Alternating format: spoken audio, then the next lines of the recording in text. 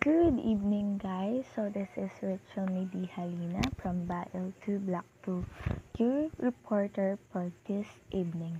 So this time, I will be discussing about my short topic, which is the Tagbanwa people lead of the Palawan. So first, what did you see in the screen? It's that Tagbanwa script. Yes, it's the Tagbanwa script. We will tackle that later. But first, let us differentiate what is these two different Tagbanwa spelling, which is the Tagbanwa and the Tagbanua word. But it is also read as Tagbanwa, which means people of the village, while Tagbanua, Taga is from, and Banua is village, land, place, or world. And also some interpreters interpret it as the inhabitants of the earth. Now question, who are the Tagbanwa people? So the Tagbanwa people are one of the oldest ethnic group here in the Philippines. They are live in central and northern Palawan. They are considered descendants of the ancient settlers of the archipelago with roots tracing back to the Tabon Caves in Quezon, Palawan, where some of the oldest human remains in the country were found, which is they called the Tabon people or the Tabon man. Muna ilahang tawag sa katong mga Tagbanwa people nga namuyo pa ng Tabon Cave sa Palawan. So, they are also considered as the original inhabitants here in the Philippines. So, they are defined as brown skin, slim, straight or curly hair, and brown skin.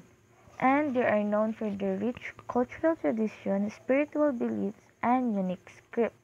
So, what do you call that unique script? It's the Tagbanwa script. Yes, it's called the Tagbanwa script. One of the few writing systems in the Philippines that survived into this modern times right now. So, questions, what is the Tagbanwa script? So, the Tagbanwa script is an ancient Southeast Asia alpha-syllabary, or they called it Abugeda, which is uses characters where each consonant inherently involves the vowel A with diacritics marks added to change the vowel into I or U. So another question, how and where did they use it? So traditionally, they use it to make songs, poetry, and rituals in their ceremonies to honor their gods.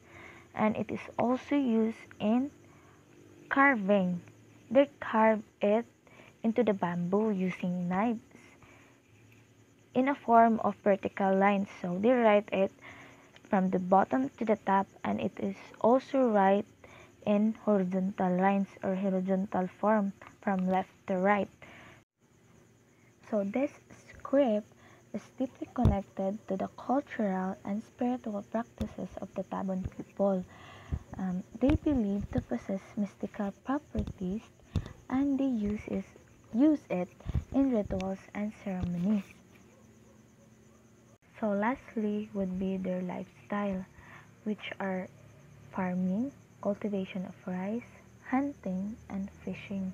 They are also bartering or trading to their neighborhoods to sustain their every needs.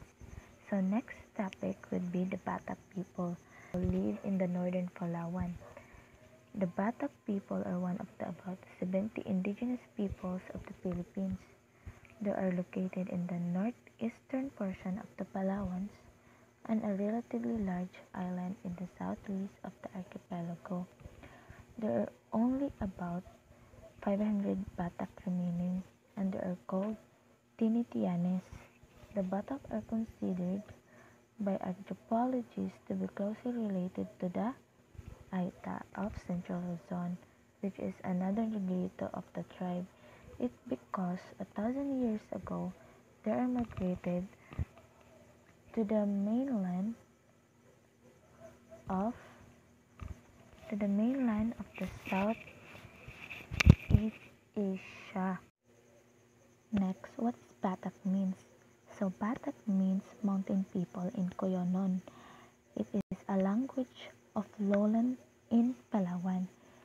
It is also reflect how neighboring groups viewed them as an upland dwellers living away from coastal communities.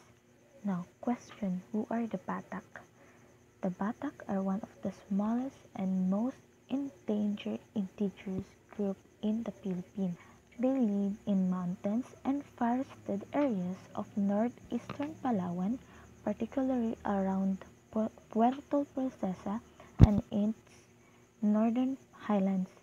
Traditionally, they are hunters, gatherers, and Sweden farmers living close to the forests and rivers. And their traditions and cultural practices are also the same with the Tagbanwa people, but their arts and crafts are includes basketry, mat weaving, wood carving, music, dance, and storytelling, all closely tied to their natural environment. So they also face challenges such as deforestation, cultural loss, and land rights issues, and limited access to health care and education.